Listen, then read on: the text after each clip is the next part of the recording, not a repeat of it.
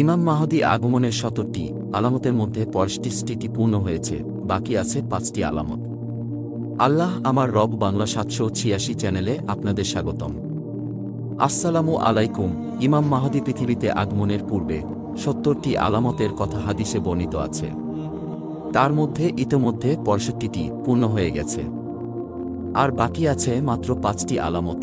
আজকের ভিডিওতে আমরা জানব কোনো ৬৫টি আলামত পূর্ণ হয়ে গেছে আর কোনো ৫টি আলামত এখনও বাকি আছে, যে ৫টি আলামত পূর্ণ হলেই ইমাম মাহদী আলাইহিস সাল্লামের আগমন এই পৃথিবীতে হবে। এই ৫টি আলামত জানতে ভিডিওটি শেষ পর্যন্ত দেখুন। ইসলাম সম্প্রসারণ ও প্রচারের লক্ষ্যে ভিডিওতে একটি লাইক দিবেন, আর সম্ভব হলে ভিডিওটি শেয়ার করবেন ইনশাল্লাহ।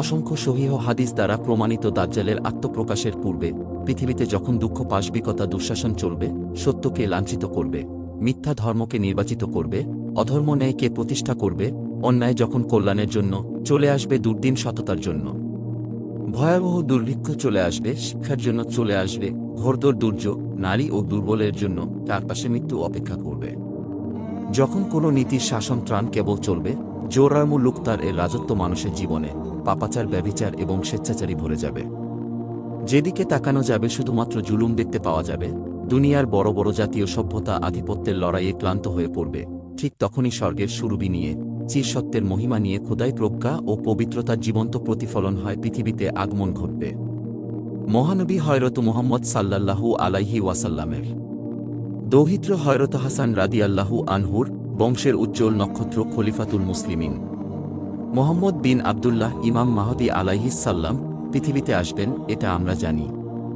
000159 এবং মহানবী সাল্লাল্লাহু আলাইহি ওয়াসাল্লাম হাদিস শরীফে যে স্কোর আর আমাদের কথা বলে গেছেন, ইতিমধ্যে তার ৬৫টি আলামত পূর্ণ হয়েছে।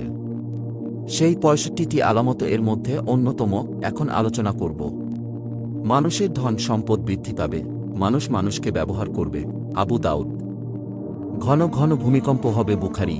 বিনা বিচারে হত্যাকাণ্ড বেড়ে যাবে, বুখারী ও মুসলিম। ৫ ঘন ঘন বাজার বসবে ও মহিলারা সর্বপ্রথম সেখানে ঢুকবে, বুখারী মুসলিম। মহিলারা পূর্ণ হবে, অর্থাৎ তাদের দোকানে বসানো সহ বিভিন্ন অ্যাডভার্টাইজিং করাবে। ৭ পুরুষের তুলনায় মহিলাদের সংখ্যা বৃদ্ধি পাবে, বুখারী ও মুসলিম।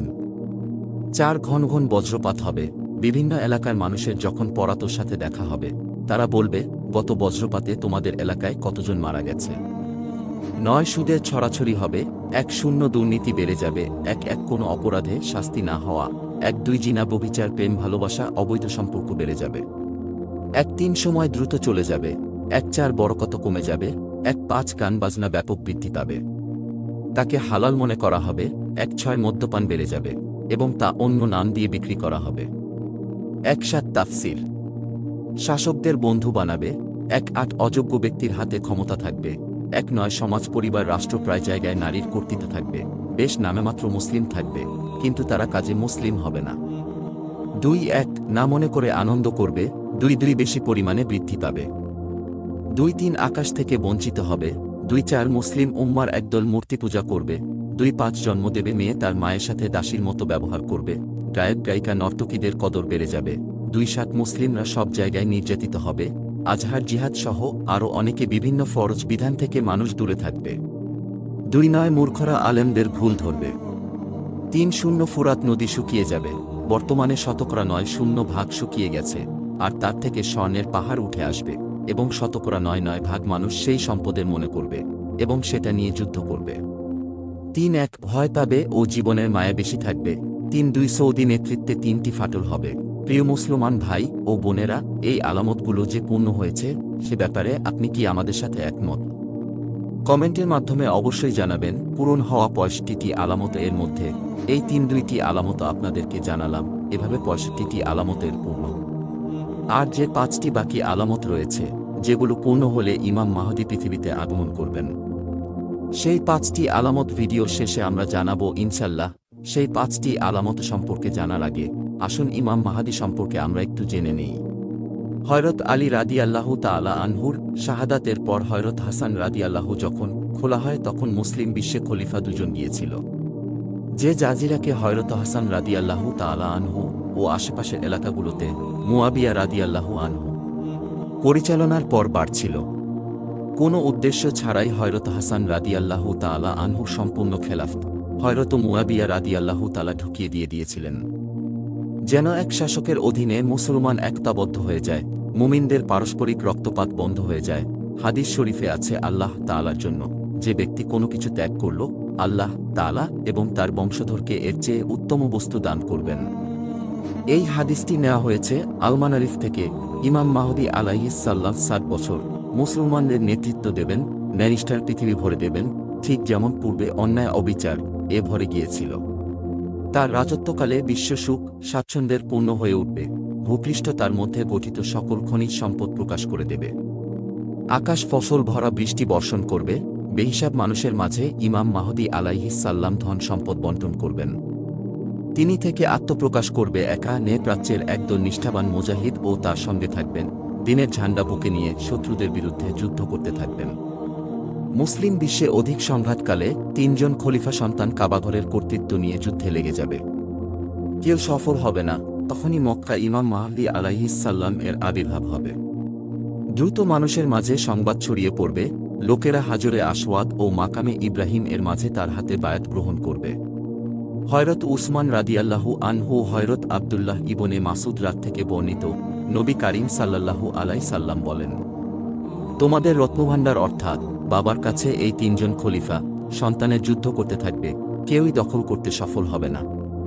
প্রাচ্য থেকে তখন একদল কাল ঝান্ডাবাহী লোক এর আবির্ভাব হবে।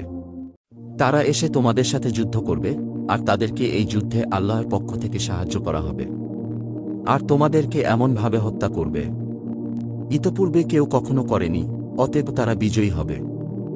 অতঃপর তাদের নেতৃত্ব দেয়া হবে, কিন্তু এবার তারা তা গ্রহণ না করে আমার পরিবারও এক লোকের হাতে সোপর্দ করে দেবে, যে জমিনকে ন্যায়-ইনসাফের ভরে দেবে, ঠিক যেমনইভাবে ইতপূর্বে জুলুম অত্যাচারের ভরে দেওয়া হয়েছিল। সুতরাং তোমাদের মধ্যে যারা তখন উপস্থিত থাকবে তারা যেন এসে তার কাছে বায়াত হয়ে যায়।